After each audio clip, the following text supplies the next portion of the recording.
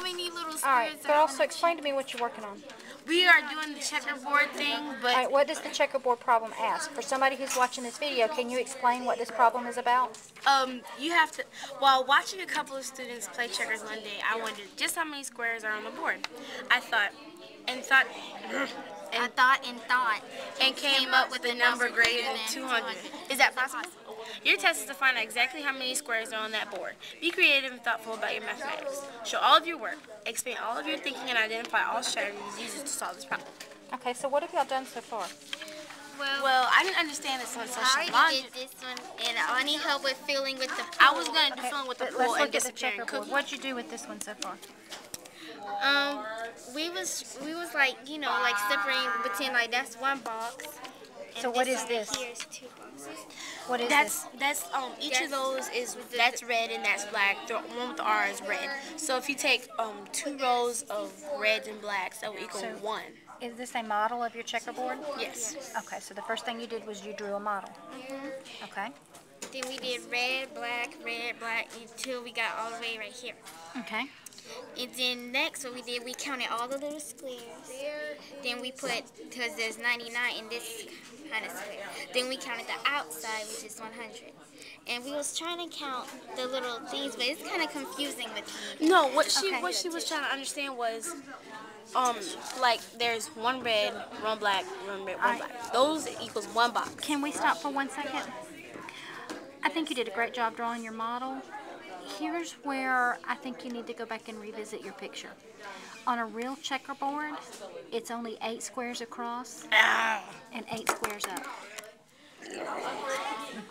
So what you need to do, have an uneven odd what number. you need to do is you need to take this row down here and just kind of color it in.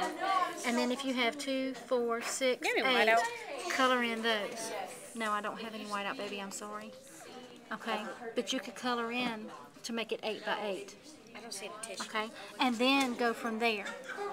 So the rest of the squares that are left, we can just... That's why we're gonna have Color them in. Like what I did was I did that equals 1 square, and then those 2 equals 1 square, 1, 2 equals 1. And I was gonna have, and I would have 1 extra square left. And so I was saying, why don't we take, since there's gonna be 1 extra square left in each row, just take that row and that equal 1 box. That one equal 1 box. That one. No, You can't do it that. has to be an actual square.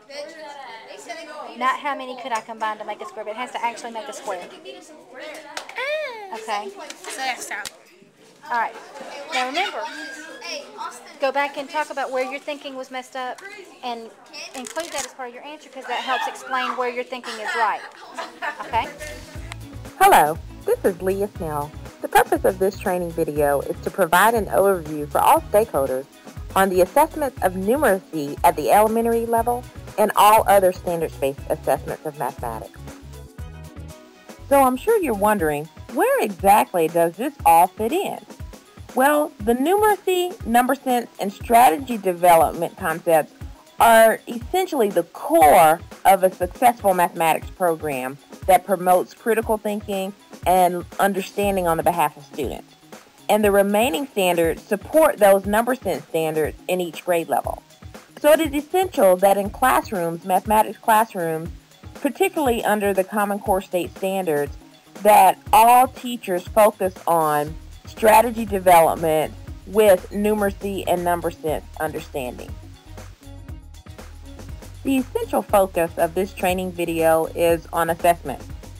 And it's important to note that effective instruction is only effective when instructors or teachers use effective assessment practices to inform classroom decisions, and then ultimately continuously analyze data to ensure that the best instructional decisions are being made for students. I've had the opportunity to read a number of books on assessment, and by far my favorite assessment book is a book titled Constructive Assessment in Mathematics by David Clark, and it's published by Key Curriculum Press. And Clark, in this book, states that assessment is simply a conversation between the student and the teacher. And it is so critical in a classroom for a teacher to cultivate an environment where that conversation can take place and is a natural part of the classroom culture. And it's there are two types of assessments, one that's considered obtrusive and one that's considered unobtrusive. So in this training video, we'll talk about both of those types of assessments and their appropriate place in a mathematics lesson. In a standards-based classroom, effective student-centered assessment practices are ultimately the crux or the core of increased student learning.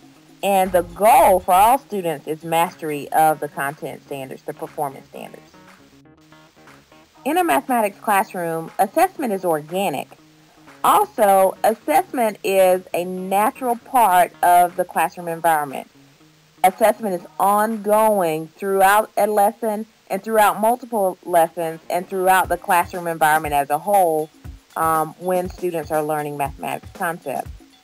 And as stated in previous slides, there are two types of assessment according to Marzano, and those two types of assessments are obtrusive and unobtrusive. And according to class keys and teacher keys, there are three types of assessments in a balanced assessment system. Our goal in every mathematics classroom is to have a systematic, seamless, balanced assessment program in each class for students to ensure that they understand the content. So the three types of assessments according to class keys and teacher keys are diagnostic assessment, formative assessment, and summative assessment. And there are a number of assessment practices and assessments that are already in place for teachers to utilize in order to collect data for these three different categories of assessment. Currently, for diagnostic assessment, we have an assessment of numeracy standards, which is the gloss and I can. We also have the grasp assessment, which is used specifically as an RTI screener only. Also, under the category of formative, we have the assessment of numeracy standards, which is also gloss and I can. Gloss and I can is considered to be an unobtrusive assessment because it is provided as an opportunity to naturally assess where students are throughout the course of a lesson.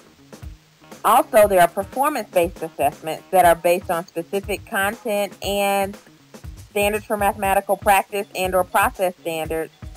And those are more obtrusive, but also in some cases could be unobtrusive. But they ultimately can be used to collect formative assessment data and information for students. Also, common formative assessments that are currently being developed at the school level and at the teacher level are used to collect formative information about where students are and how they're making progress towards mastering standards. We also have the standards-based report card, which is used as a formative progress report tool. Also, there's ongoing frequent formative classroom assessments that are developed by our highly skilled, competent experts in the classroom. In terms of summative assessments, we have culminating performance tasks that teachers are encouraged to use that are part of the Georgia Department of Education framework. We have end-of-unit assessments that are also a part of those same frameworks and that are utilized in the classroom to ensure that students are mastering standards. We have the standards-based report card and promotion, placement, and retention rubric. And then we also have final assessments of numeracy, which is, again, gloss and I can, and the CRCC. Now, there are a lot of discussions about the different types of assessments and where they fit in and how they actually help to build a solid mathematics program and to give information to teachers relative to where students are with respect to the performance standards students are learning. And so overall, as we progress through the slides, hopefully this will provide an opportunity to paint a picture of how all of the pieces fit together. As with everything, there's an appropriate time and place. So over the next few slides, I'll provide for you information on when particular types of assessment are appropriate to measure specific standards or specific concepts that students are learning under the Common Core State Standards,